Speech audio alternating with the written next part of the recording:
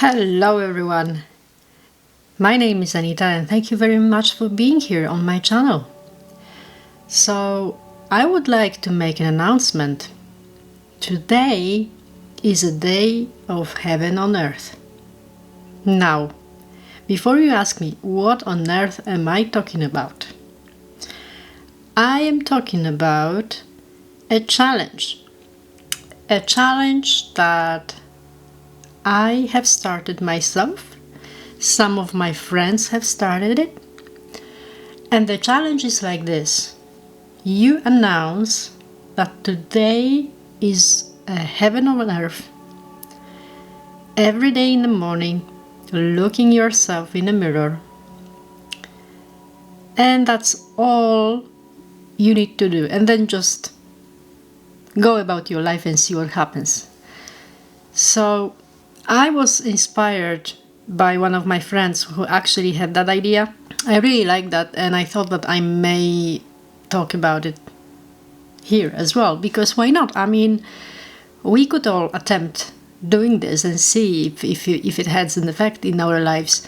And the other friend that I know, and he's very dear to me, told me like really crazy stories whenever he would say that in the morning.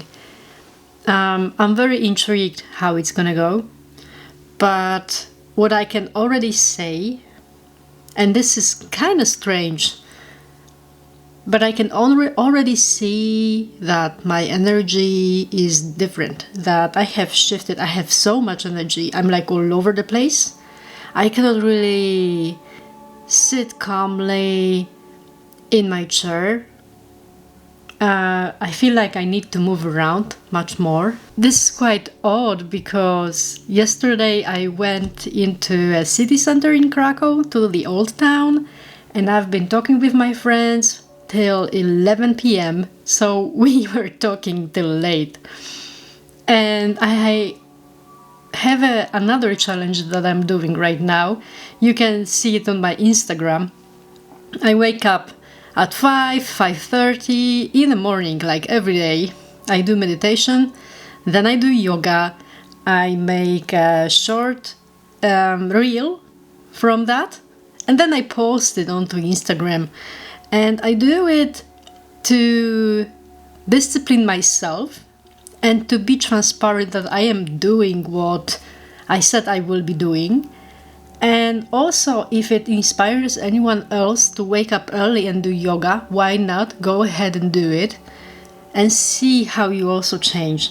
And frankly, this is the first day ever where I slept like 5 hours only, but I feel so well rested as if I slept 8. It's super strange, to say the least, at least for me, because I used to be a sleepyhead, but it looks like doing yoga and doing this, saying this phrase in the morning kind of lifted my mood so much. I'm like, I feel like a different person already, and I feel like even though my reality looks the same, it feels like it's not the same anymore. It's very different kind of feeling, very, very peculiar way of looking at things. You know, you look around, you see at your surroundings, you know you've been living in these certain surroundings and certain circumstances for some time, but somehow you are not triggered by them anymore, and you just like look at them without judging, and just in yourself you feel happy. It's quite unusual feeling. I mean, usually I have this inner happiness, then it goes away because something else happens, and then I have to catch myself and come back to that state. But not today. Today is like everything falls into place. It falls easily. Like, for example, recording this video is a good example, really, because usually there's someone in the house making noise. I'm not living alone. And it's kind of challenging to pick a time where I actually can record uninterrupted.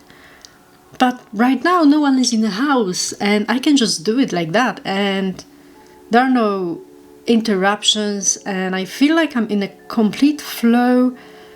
I don't need to look for words so much. Usually I have it also in me like this. What do I talk about? What do I say? Is it gonna be good enough? Will people like it? Will people not like it? I think every content creator have this. They just care. It's good they care, but if you care too much for something, you kind of put it on a pedestal, and when you do it, then you feel the pressure of the act in itself. And the whole point, for me at least, starting this channel was to have a space for myself to be creative, to be open, to talk about my adventures, to have fun with it, and not necessarily focusing on results, because that's my other job, like the paid one, the office job, where, when you work in corporation, or if you ever worked in corporations, I think you know the term KPIs, key performance indicators, and things like that, and everything is measured and everything is result oriented, and people are stressed, people want to do as much as possible with different effects, and everything is focused on this end result, which creates pressure in itself, and people feel it, people feel stressed. And I think our society is built on this phenomenon where we are programmed to focus on results, and it's not really a good place to be when you want to create something from creativity standpoint, where you're in the flow and where you're not stressed, because the stress actually shuts down this creativity in us. And it's problematic, and there are people who have amazing talents, and they don't even allow themselves to discover themselves because they're so stressed. This part of them is locked up in them somewhere, and they cannot really tap into it because the stress, the fear prevents them from doing so. So if you find yourself in that situation, there are no easy, quick fixes I will present here. I don't believe in easy, quick fixes. I think if you want to tap into your creativity or flow, you kind of need to first look into yourself and see what your patterns are, and then slowly dismantle them. Slowly implement this change in you by starting to first observing your thoughts and then counteracting your usual thoughts with a opposite one.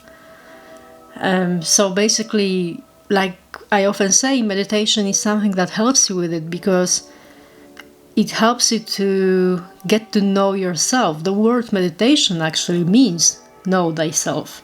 First, you need to see honestly into your own inner being and recognize your patterns. Then, when you actually are aware of your patterns, it gets easier with time, and you can catch yourself and correct this pattern.